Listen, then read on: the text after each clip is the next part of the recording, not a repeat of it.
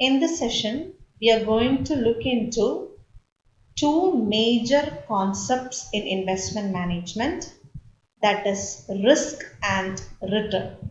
So in the entire session, we'll cover about return. What do you mean by expected return? What is risk? What are the different types of risk? And how you are going to measure risk. So all these concepts will be covered in this session. Now let's see, what do you mean by return?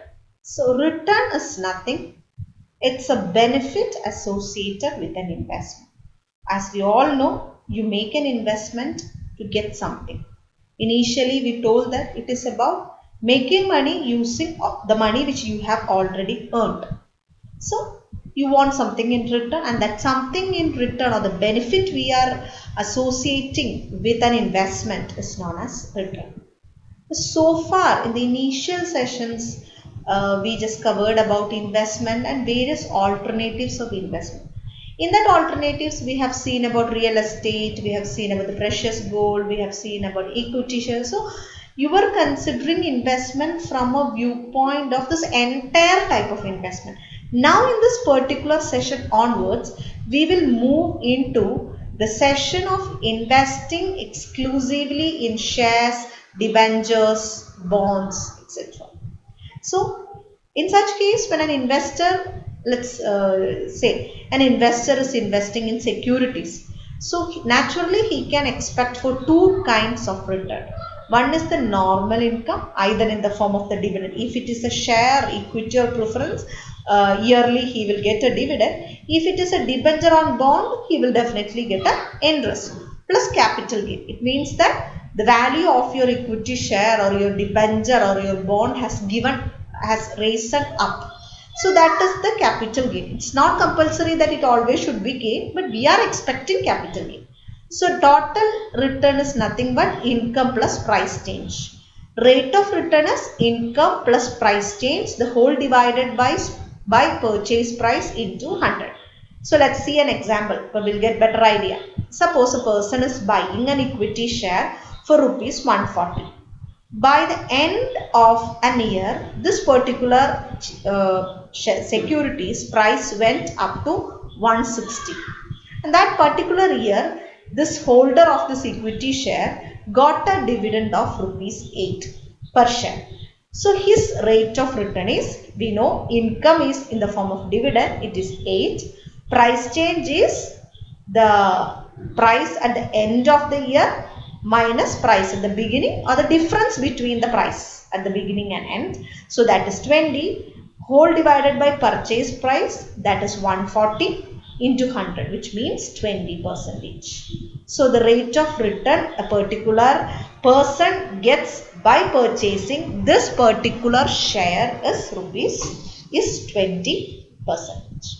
ഇതിൽ നമ്മൾ കഴിഞ്ഞ സെഷൻസിലെല്ലാം പറഞ്ഞത് ആ ഇൻവെസ്റ്റ്മെന്റിനെ കുറിച്ച് generally പറഞ്ഞപ്പോൾ നമ്മൾ പറഞ്ഞത് പലതരം ഇൻവെസ്റ്റ്മെന്റിനെ കുറിച്ച് നമ്മൾ പറഞ്ഞു അല്ലേ.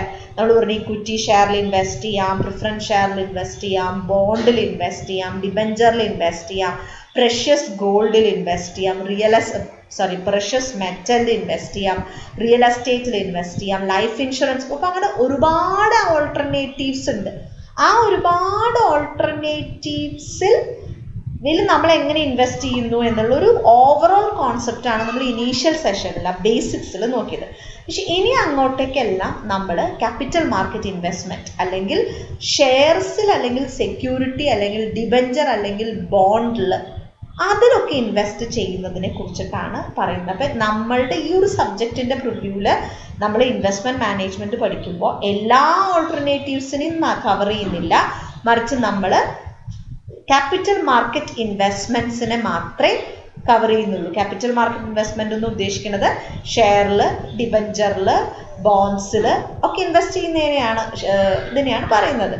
സോ അതിനെ കുറിച്ചിട്ടാണ് ഇനി നമ്മൾ അങ്ങോട്ടേക്ക് പഠിക്കാൻ പോകുന്നത്. ഓക്കെ, ഇപ്പോൾ ഒരു എക്സാമ്പിൾ പറയണം. നമ്മൾ ഒരു ഇൻവെസ്റ്റർ സെക്യൂരിറ്റീസ് ഷെയർസ് വാങ്ങിയെന്ന് വിചാരിക്കും. ആൾക്ക് രണ്ട് തരത്തിലാണ് എക്സ്പെക്ട് ചെയ്യാൻ പറ്റിയ ഇൻകം. ഒന്ന്, നോർമലി എല്ലാ ഇയറിലും കമ്പനി ലാഭം ഉണ്ടാക്കുകയാണെങ്കിൽ അയാൾക്കൊരു ഡിവിഡൻഡ് കിട്ടും. ഇനി അയാൾ ഒരു ഡിബഞ്ചറോ ബോണ്ട് ആണെങ്കിൽ കമ്പനി ലാഭം ഉണ്ടാക്കിയില്ലെങ്കിലും അയാൾക്കൊരു ഇൻട്രസ്റ്റ് കിട്ടും. അത് കൂടാതെ ഈ ഷെയറുകളുടെ അല്ലെങ്കിൽ ബോണ്ടുകളുടെ വാല്യൂ കൂടും. അയാൾ വാങ്ങിച്ച രൂപയെക്കാട്ടിലും കൊണ്ടിരിക്കും അയാൾ ഈ ഷെയറോ അല്ലെങ്കിൽ ഈ ഡിബഞ്ചറോ വിൽക്കാൻ ആഗ്രഹിക്കുമ്പോഴേക്കും. അതാണ് ക്യാപിറ്റൽ ഗെയിൻ എന്ന് പറയുന്നത്. അപ്പോൾ റിട്ടേൺ എന്ന് പറയുന്നത് ഈ ആനുവലി കിട്ടുന്ന ഇൻകം പ്ലസ് ഈ പ്രൈസ് ചേഞ്ച് ആണ്. പ്രൈസ് ചേഞ്ച് എന്ന് പറഞ്ഞാൽ നമ്മൾ പർച്ചേസ് ചെയ്തപ്പോഴുള്ള പ്രൈസും ഇനി നമ്മൾ വിൽക്കാൻ പോകുമ്പോഴുള്ള പ്രൈസും തമ്മിലുള്ള ഡിഫറൻസ് ആണ്. ഇപ്പം നോർമലി നമ്മുടെ റിട്ടേൺ പോസിറ്റീവ് ആവണമെങ്കിൽ എല്ലാ കൊല്ലവും നമുക്ക് റീസണബിൾ ഇൻകം കിട്ടണം, ഡിവിഡൻഡിൻ്റെയോ ഇൻട്രസ്റ്റിൻ്റെയോ, പ്ലസ് നമ്മൾ വാങ്ങിച്ചതിൽ കൂടുതൽ കാശിന് നമുക്കിത് വിൽക്കാൻ പറ്റണം. ഇനി അതൊരു പെർസെൻറ്റേജിലാക്കുമ്പോഴാണ് നമ്മൾ റേറ്റ് ഓഫ് റിട്ടേൺ എന്ന് പറയും. സോ ഈ പറഞ്ഞ ഇൻകമ്മ് പ്ലസ് പ്രൈസ് ചേഞ്ചിനെ നമ്മൾ വാങ്ങിച്ച സമയത്തെ പ്രൈസ് കൊണ്ട് ഡിവൈഡ് ചെയ്ത് ഇൻറ്റു 100 ചെയ്യുമ്പോൾ നമുക്ക് rate of return in percentage കിട്ടും. Normally every person is expecting a positive rate of return. പക്ഷെ എന്തെങ്കിലും കാരണവശാൽ അവിടെ ക്യാപിറ്റൽ ഗെയിൻ ഉണ്ടാവണില്ല. നമ്മൾ ഇവിടെ 140 റുപ്പീസിന് വാങ്ങിച്ചിട്ട് വിൽക്കാറാവുമ്പോഴത്തേക്കും അത് 120 റുപ്പീസാണ് ആകുന്നതെങ്കിൽ അവിടെ പ്രൈസ് ചേഞ്ച് നെഗറ്റീവാണ്. അപ്പം നമുക്ക് റേറ്റ് ഓഫ് റിട്ടേൺ എന്താണ്, കുറയാണ് ചെയ്യുന്നത് അല്ലേ. സോ അതാണ് ആ റേറ്റ് ഓഫ് റിട്ടേൺ എന്നുള്ള ആ ഒരു ബേസിക് കോൺസെപ്റ്റ് എന്ന് പറയാം. Now it's about expected return. എന്താ നമ്മൾ റിട്ടേണിനെ എക്സ്പെക്റ്റഡ് എന്ന് പറയുന്നത്? നമ്മൾ റേറ്റ് ഓഫ് റിട്ടേൺ പറഞ്ഞു. Now we are seeing expected return. Why? Because you are making an investment at present, but the return for that particular investment will happen only in the coming years. It means even though you are making an investment at present, the return you are going to get only in the future. Future as such is uncertain, so we cannot say it as outright return. We can just expect a certain rate of return, so we call it as expected return. അതായത് നമ്മൾ ഇന്ന് നമ്മുടെ കയ്യിലുള്ള കാശ് കൊണ്ട് ഇപ്പോഴാണ് നമ്മൾ എന്ത് ചെയ്യുന്നത്, ഇൻവെസ്റ്റ്മെന്റ് നടത്തുന്നത് അറ്റ് പ്രസന്റിലാണ്. പക്ഷെ ഇന്നൊരു ഇൻവെസ്റ്റ്മെന്റ് നടത്തിയാൽ ദ നെക്സ്റ്റ് ഡേ തൊട്ടിട്ട് നമുക്കതിന് റിട്ടേൺ കിട്ടില്ല. അത് ഫ്യൂച്ചറിലാണ് കിട്ടും. ഇൻവെസ്റ്റ്മെന്റിന്റെ ടൈപ്പ് അനുസരിച്ച് ആ ഒരു പലവിധ ടൈം ഹൊറൈസണിൽ ഇൻ ഫ്യൂച്ചറാണ് നമുക്ക് എന്ത് കിട്ടുക, റിട്ടേൺ കിട്ടുക. പക്ഷെ നമ്മുടെ ഫ്യൂച്ചർ ആസ് സച്ച് എന്താണ്, അൺസർട്ടൺ ആണ്. മാർക്കറ്റ് കണ്ടീഷൻസിൽ വേരിയേഷൻ വരാം, ഇക്കണോമിക് കണ്ടീഷൻസിൽ വേരിയേഷൻ വരാം, ഇൻവെസ്റ്റ്മെന്റ് പാറ്റേൺസിൽ സോ മെനി ചേഞ്ചസ് വരാം. അപ്പം അതുകൊണ്ട് നമുക്ക് റിട്ടേൺ എന്ന് ഔട്ട്റൈറ്റ് ആയിട്ട് പറയാൻ പറ്റില്ല. നമ്മൾ കിട്ടുമെന്ന് പ്രതീക്ഷിക്കുന്ന return, that is expected rate of return എന്നേ പറയാൻ പറ്റുള്ളൂ. സോ അതെങ്ങനെയാണ് കണ്ടുപിടിക്കുന്നത് വെച്ചാൽ നമ്മൾ നോർമലി നമ്മൾക്ക് ഓരോ ഇയറും കിട്ടുന്ന റിട്ടേണിന് ഇത്ര റിട്ടേൺ കിട്ടാനുള്ള പ്രോബബിലിറ്റി എന്നും കൂടി പറയും. അതായത് ഇപ്പം നമ്മൾ കഴിഞ്ഞ പ്രോബ്ലത്തിൽ കണ്ട പോലെ your rate of return is 20%. അത് നമ്മുടെ എക്സ്പെക്ടേഷൻ ആണ്. May be first year U will get 20%, next year ചിലപ്പോൾ അത് 15 ആവും, ചിലപ്പോൾ 30 ആവും, അതിൻ്റെ അടുത്ത ഇയർ അത് 30 ആവും. സോ ഒരു പെർട്ടിക്കുലർ റേറ്റ് ഓഫ് റിട്ടേൺ ഒരു ഇയറിൽ കിട്ടാനുള്ളതിൻ്റെ പ്രോബബിലിറ്റി കൂടി കമ്പൈൻ ചെയ്ത് നമ്മൾ ആ റേറ്റ് ഓഫ് റിട്ടേണിനെ കാൽക്കുലേറ്റ് ചെയ്യുമ്പോൾ it becomes expected rate of return. Expected rate of return X bar ആണ്, sigma X I P I ആണ്, where T is equal to 1 to n. ഒരു കൊല്ലം തൊട്ട് n നമ്പർ ഓഫ് ഇയേഴ്സ് വരെ നമ്മൾ ഇൻവെസ്റ്റ്മെന്റിന്റെ return കിട്ടുമെന്ന് expect ചെയ്യാണ്. ഇപ്പം എക്സ് ഐ എന്നുള്ളത് നമ്മൾ പോസിബിൾ റിട്ടേൺ ആണ്, ആ റിട്ടേൺ കിട്ടാനുള്ള പ്രോബബിലിറ്റി ആണ് പി ഐ. സോ രണ്ടും മൾട്ടിപ്ലൈ ചെയ്ത് ടോട്ടൽ സം കാണുന്നതാണ് എക്സ്പെക്റ്റഡ് റേറ്റ് ഓഫ് റിട്ടേൺ. ഇപ്പോൾ ആ പ്രോബ്ലത്തിൽ ആ എക്സാമ്പിളിൽ കാണാം 10, 20, 30, 40 ഒക്കെയാണ് നമ്മളുടെ പോസിബിൾ റിട്ടേൺസ്, അതിൻ്റെ പ്രോബബിലിറ്റീസ് ആണ്.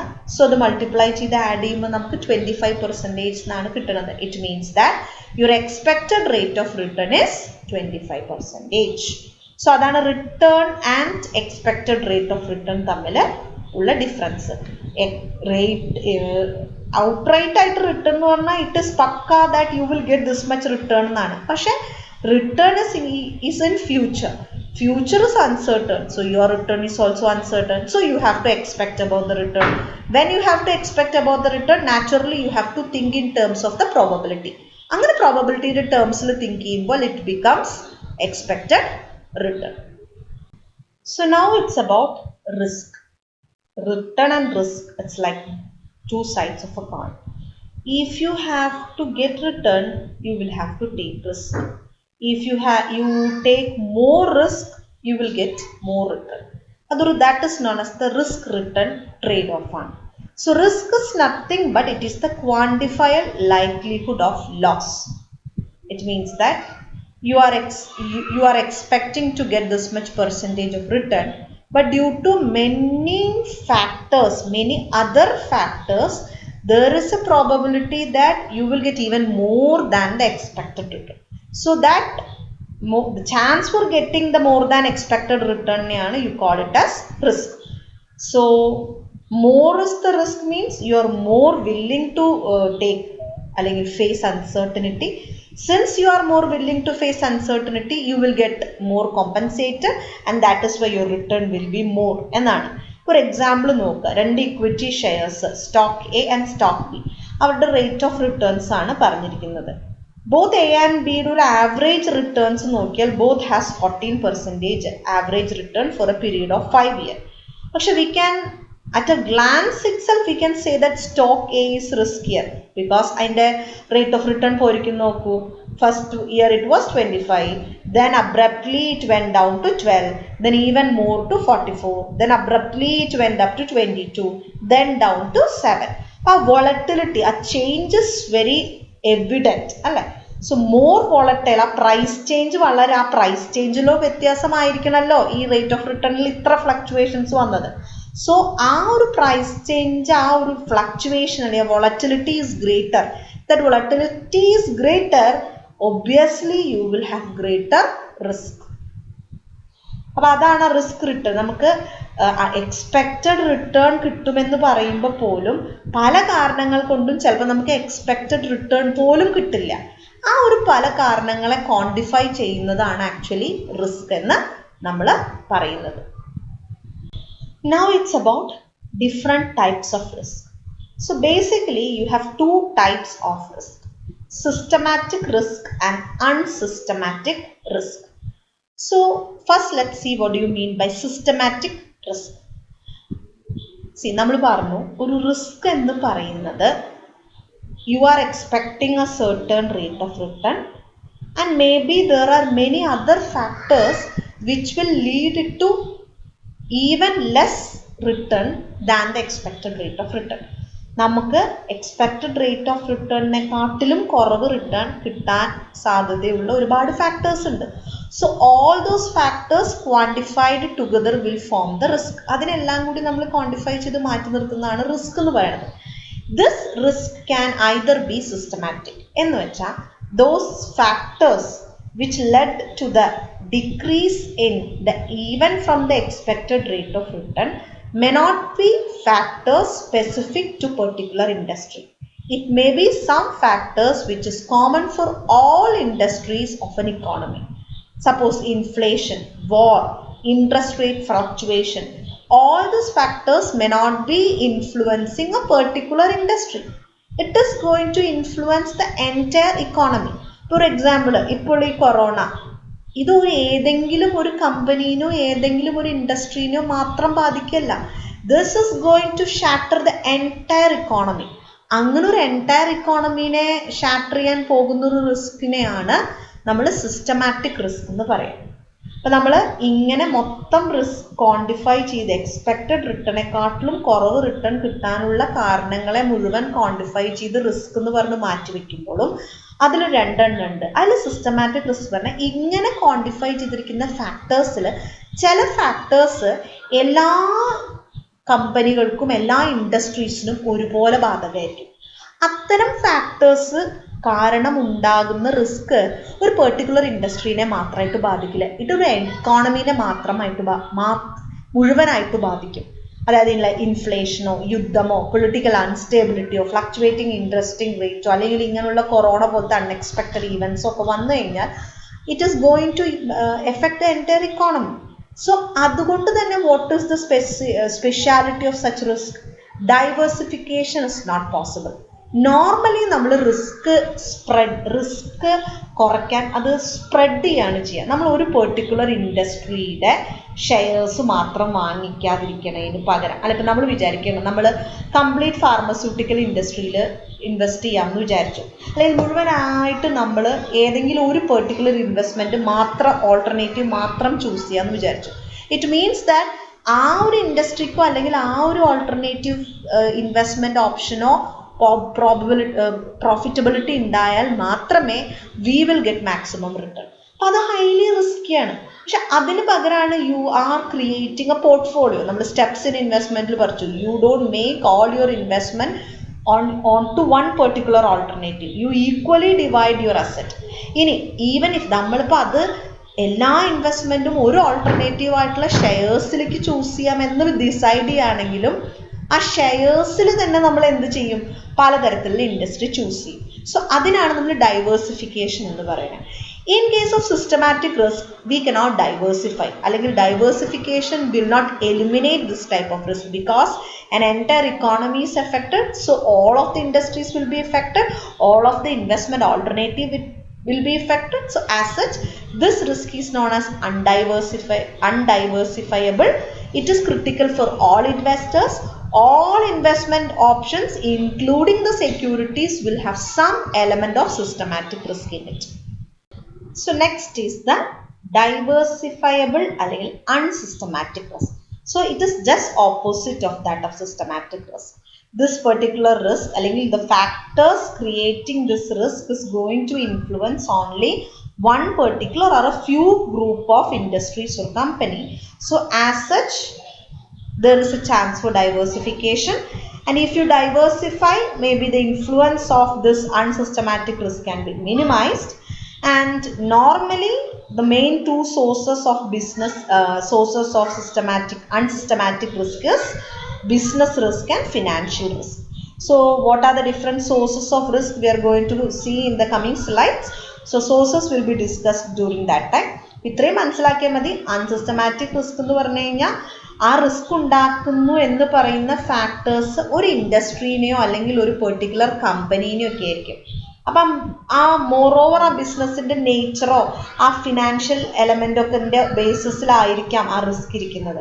സോ അത് നമുക്ക് വളരെ സുഗമമായിട്ട് ഡൈവേഴ്സിഫിക്കേഷൻ വഴി എലിമിനേറ്റ് ചെയ്യാനായിട്ട് സാധിക്കും എന്നാണ് പറയുന്നത്. അതാണ് അത് ഡൈവേഴ്സിഫയബിൾ റിസ്ക് എന്ന് പറയുന്നത്.